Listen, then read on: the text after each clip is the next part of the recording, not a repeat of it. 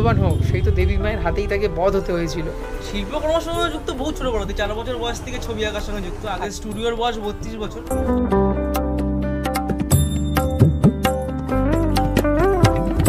আমতলা থেকে এসেছি।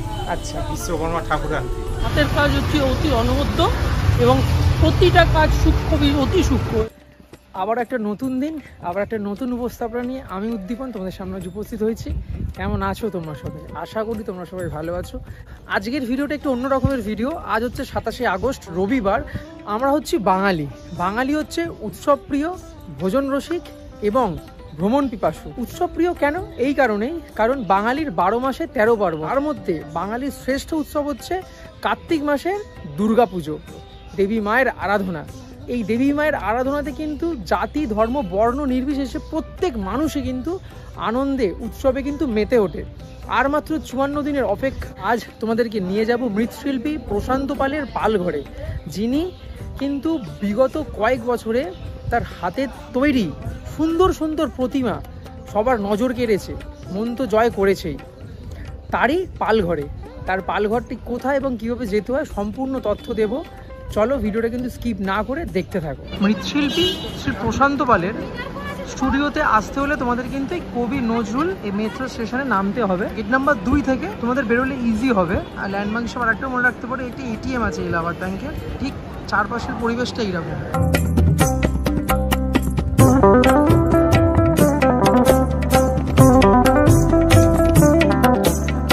এই মুহূর্তে আমরা কবি নজরুল মেট্রো থেকে নেমে সোজা হেঁটে যাচ্ছি।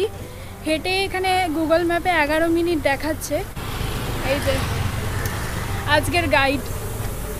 অ্যাকচুয়ালি আজকে আমাদের একটু মনটা খারাপ, কারণ আগের ভিডিওটা যারা দেখোনি তারা দেখতে পারো যে বাইকটা নিয়ে গেছিলাম সেটা এখন ডাক্তারখানায়। অ্যাকচুয়ালি অন্য একটা জায়গায় প্ল্যান ছিল, যেটা বাইক ছাড়া পসিবল না।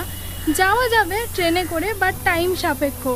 তাই জন্য ভাবলাম মন খারাপ করে তো লাভ নেই, তাই বেরিয়ে পড়লাম একটা নতুন জায়গার উদ্দেশ্যে এবং একটা নতুন জায়গার সাথে পরিচয় করাবো। এটা যদিও বা সোশ্যাল মিডিয়াতে এখন খুব হাইপেই রয়েছে, আর প্রবলেম তো আসবেই, সবসময় বি পজিটিভ। চলো দেখতে থাকো। এখান থেকে যে রোডটা পড়বে, এই রোড বরাবর আমরা রাইট সাইডে যাব, গড়িয়ার 5 নম্বর বাস স্ট্যান্ডের দিকে। 5 মাথার একটা মোড় পড়বে। এই 5 মাথার মোড় থেকে কিন্তু তোমাদের রাইট সাইডে যেতে হবে, যেমন রাস্তা যাচ্ছে সেরকম বরাবর। মা আসার আর মাত্র 54 দিনের অপেক্ষা। সেই জন্য কিন্তু চারপাশে জোর কদমে দুর্গাপুজোর প্রস্তুতি শুরু হয়ে গেছে। সেই রকমই দুর্গাপুজোর প্রস্তুতি নিয়ে আজ এসে উপস্থিত হয়েছি আমরা গড়িয়ার প্রসিদ্ধ, নামকরা, খ্যাত অর্জন করা মৃৎশিল্পীর পালঘরে, যার নাম হচ্ছে শ্রী প্রশান্ত পাল। বিগত কয়েক বছরে তার হাতে তৈরি করা প্রতিমা অঙ্গের বাইরে বিদেশের মাটিতেও কিন্তু পাড়ি দিয়েছে। তার হাতের তৈরি প্রতিমা এখন অবধি কত দূর সম্পূর্ণ হয়েছে চাক্ষুষ দেখার জন্যই আজ আমরা যাচ্ছি সেখানে।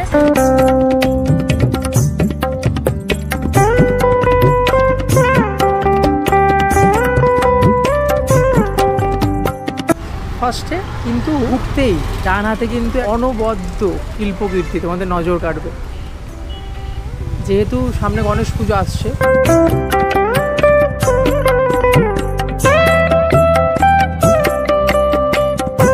এই গণেশ মূর্তির সাথে কিন্তু একটু অন্য ধরনের, মানে কিন্তু লক্ষ্মীর বাহন প্যাঁচা মূর্তির সাথে ফুটিয়ে তোলা হয়েছে।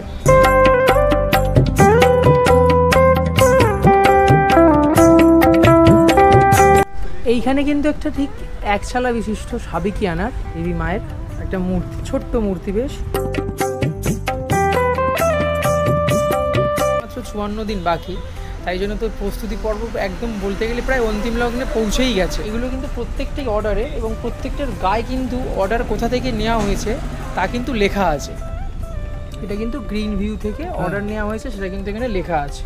ঠিক আমার পেছনে যে দেবী মায়ের মূর্তিটা, এটা কিন্তু জাস্ট চোখ তো জুড়িয়ে যাবেই, তার সাথে কিন্তু মনটাও ভরে যাবে। শিল্পরীতির মানে এক অসাধারণ নিদর্শন, মানে ছোট্ট ছোট্ট ছোট্ট ছোট্ট মাটির কাজ, যা কাছ থেকে দেখলে তোমরা বুঝতে পারবে। জানি না ক্যামেরায় কতটা জাস্টিফাই হচ্ছে ব্যাপারটা, বাট যতটা পারছি তোমাদেরকে দেখাচ্ছি, জাস্ট তোমরা দেখো।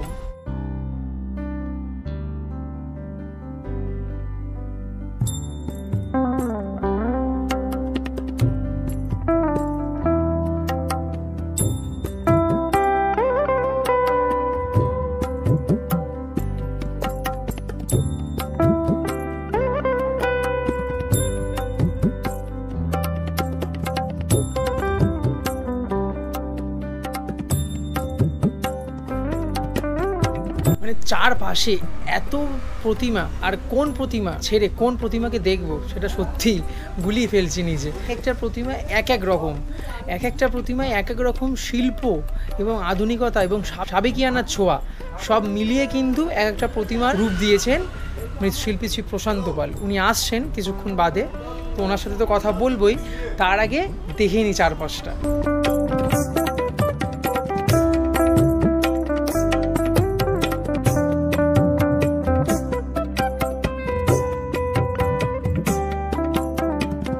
প্রতিমাটায় কতটা সূক্ষ্ম সূক্ষ্ম কাজ ফুটিয়ে তুলেছেন তিনি।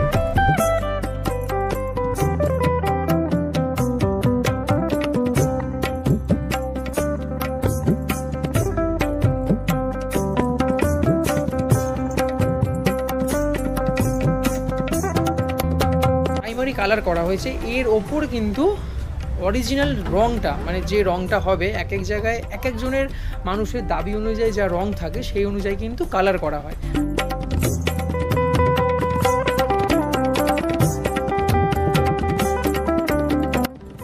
আর এই দিকে কিন্তু কালী মায়ের মূর্তিও তৈরি হচ্ছে। যেহেতু আর কিছুদিন বাদেই দুর্গাপুজো, তাই দুর্গাপুজোর মূর্তিগুলো কিন্তু প্রায় শেষের পথে তৈরির। এই দেবী মায়ের মূর্তিটার পাশে স্বয়ং রামকৃষ্ণ কিন্তু হাত জোড় করে দাঁড়িয়ে আছেন, দেখো সিংহের দাঁত।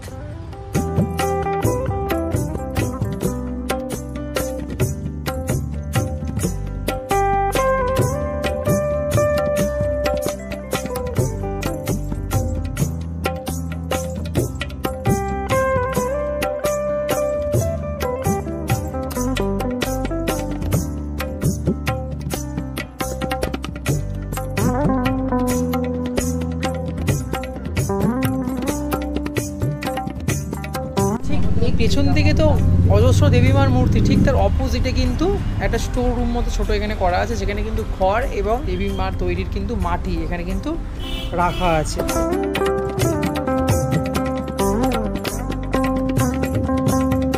মূর্তি তৈরি হচ্ছে, এগুলো কিন্তু সব এঁটেল মাটি। মূর্তিটা দেখো একটু অন্য রকমের ছোঁয়া। দেবী মায়ের কাছে অসুর তার প্রাণ ভিক্ষা চাইছে দু হাত জোর করে, মা তুমি ক্ষমা করে দাও। এক অসাধারণ চিন্তা শৈলীর ফুটিয়ে তোলা হয়েছে এখানে। যে এই যে পেছনে যে চালচিত্রটা আছে, এই চালচিত্রটা একটু অন্য রকমের। এই চালচিত্রটাতে কিন্তু গণেশের মুখ এবং তার সাথে কিন্তু ময়ূর এবং নানা রকমের ছোট ছোট ছোট ছোট কিন্তু কারুকার্য করা আছে। অশ্বিনী নগরের ঠাকুর যথাসম্ভব আমার মনে পড়ছে অশ্বিনী নগর হচ্ছে বাগুইহাটিতে, ওই বাগুইহাটির ঠাকুর হচ্ছে এইটা, দেখো জাস্ট মানে চোখ জুড়িয়ে যাবে। এইদিকেও দেবী মায়ের মূর্তি,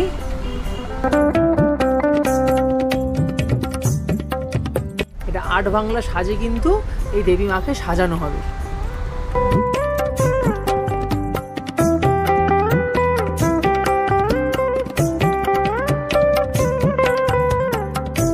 এবং এই দেবী মায়ের গায়ে এখানেও কিন্তু লেখা আছে 735 নম্বর, এবং এই দেবী মায়ের রং কি হবে সেটা কিন্তু গায়ে লেখা আছে হলুদ রং। মানে অসাধারণ এই চালচিত্রটা, নানা করে এবারে বলতে গেলে 18 থেকে 20 ফুট তো উচ্চতা হবেই পেছনের চালচিত্রটার।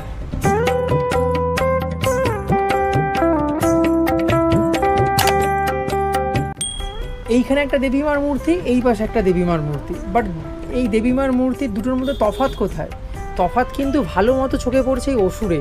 দেখো এইখানের যে অসুরের ভঙ্গিমাটা আর এই হাতের এই দেবীমার মূর্তিতে অসুরের ভঙ্গিমাটা কিন্তু সম্পূর্ণ আলাদা, দুটো বলবান, কি সুন্দর চেহারা।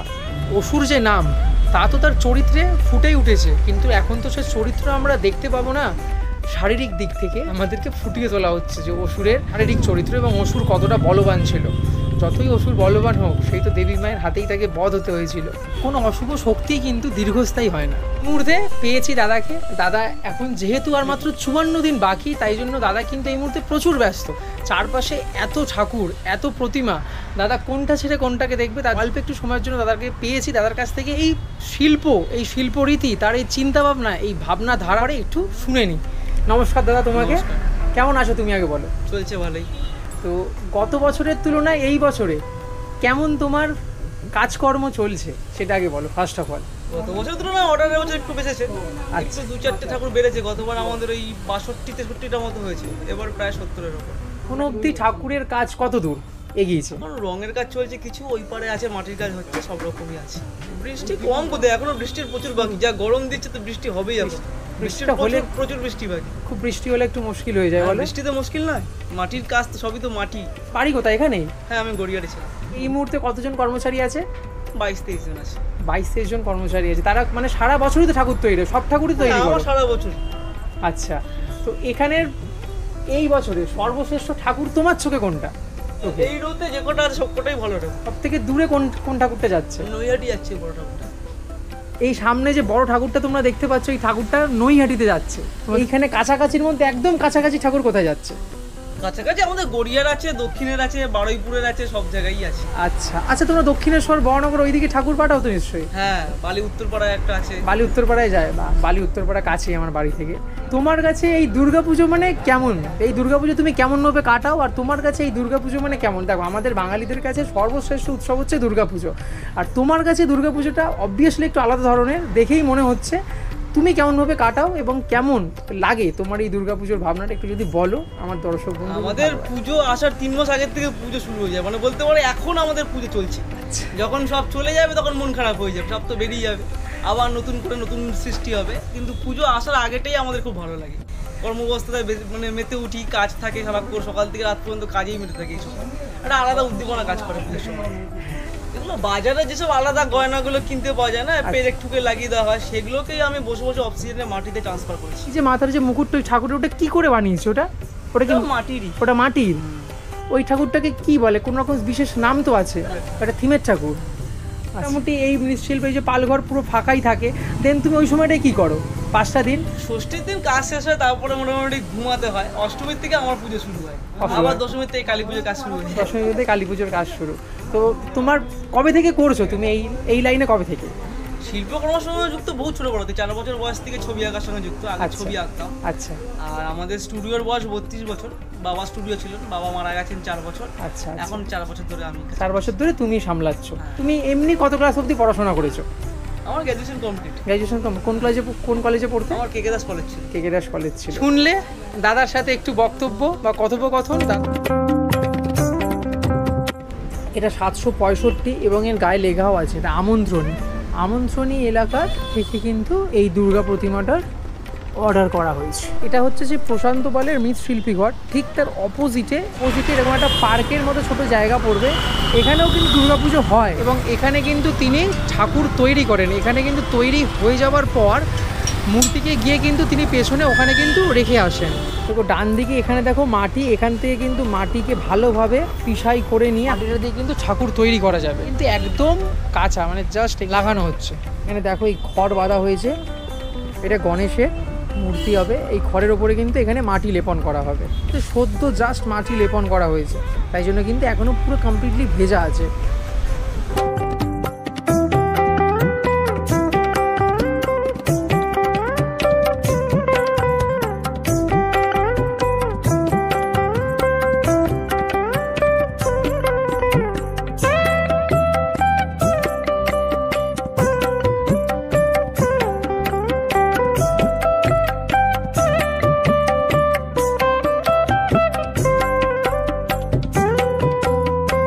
এই মাঠের মধ্যে এখানেও কিন্তু একটা পুজো হয়। এখানে কিন্তু পুজোতে যে ঠাকুরটা কিন্তু এই প্রশান্ত পালেরই, উনি তৈরি করে কিন্তু এখানে দেন। শিল্পঘর সেটাও কিন্তু এই মাঠের মধ্যেই, এবং এখানকার তৈরি ঠাকুর কিন্তু তার পাশে ওখানেও যায়। যেহেতু এখন প্যান্ডেল তৈরি হচ্ছে তাই জন্য কিন্তু ওটা সম্পূর্ণভাবে এখন ঘেরা। এই মৃৎশিল্পী প্রশান্ত পালের পালঘরে এসে কিন্তু অনেক কাস্টমার হয়তো তারা এখানেও ঠাকুর নিতে এসছেন। গণেশ পুজো সামনে আছে, বিশ্বকর্মা পুজো সামনে আছে, সেরকমই ঠাকুর নিতে এসছেন। একজনের সাথে আলাপ হলো। আমার নাম বাসুদেব মাইতি, আমরা আমতলা থেকে এসেছি। আচ্ছা, বিশ্বকর্মা ঠাকুর আনতে। এনার নাম কি করে জানলে? প্রশান্ত, এই খবরে শুনেছি, সব খবরে শুনে এখানে প্রায় আমতলা ডায়মন্ড হারবার ওখান থেকে খবরে শুনে কিন্তু এখানে চলে এসছেন ওনারা ঠাকুর নিতে।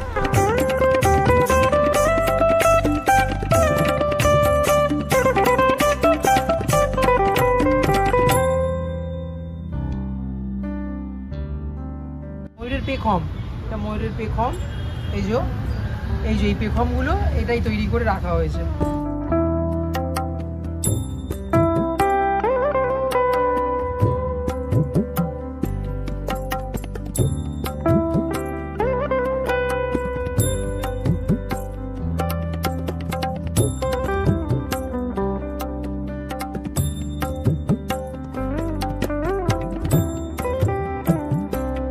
নমস্কার, আমি শিবশঙ্কর বিশ্বাস, রিজেন্ট পার্ক, টালিগঞ্জ। আমাদের ক্লাব অশ্বিনীনগর ক্লাব, আমাদের প্রতিমা এইখানে শিল্পী করছেন এবং এর হাতের কাজ হচ্ছে অতি অনবদ্য এবং প্রতিটা কাজ সূক্ষ্ম, অতি সূক্ষ্ম, এবং এনার কাজ শুরু হয় জানুয়ারি মাস থেকে। নিজের চোখে না দেখলে বিশ্বাস করা যায় না, খুবই সুন্দর। আচ্ছা, এটা কি প্রথম বছর আপনাদের এখান থেকে ঠাকুর নেওয়া? আমাদের এখান থেকে প্রথম।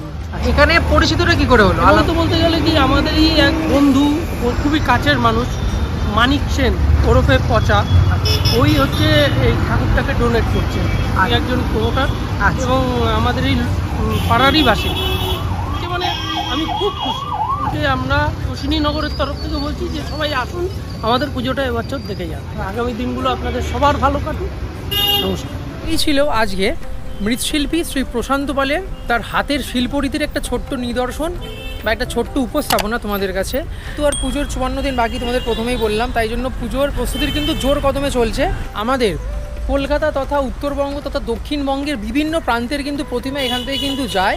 তোমরা পারো পুজো শুরু হওয়ার আগে একবার অন্তত এখান থেকে ঘুরে যাও। ছোট্ট এরকম একটা উপস্থাপনা, আবারও পরবর্তী দিনে এরকম কোনো একটা নতুন উপস্থাপনা নিয়ে তোমাদের কাছে আমরা উপস্থিত হবো। ততদিন তোমরা নিজেদের খেয়াল রাখবে এবং ভালো থাকবে। আবারও দেখা হচ্ছে এরকমই কোনো একটা ভিডিওতে, ততদিন তোমরা নিজেদের খেয়াল রাখবে। আজকের মতো এখানেই ভিডিওটা আমি শেষ করলাম। টাটা।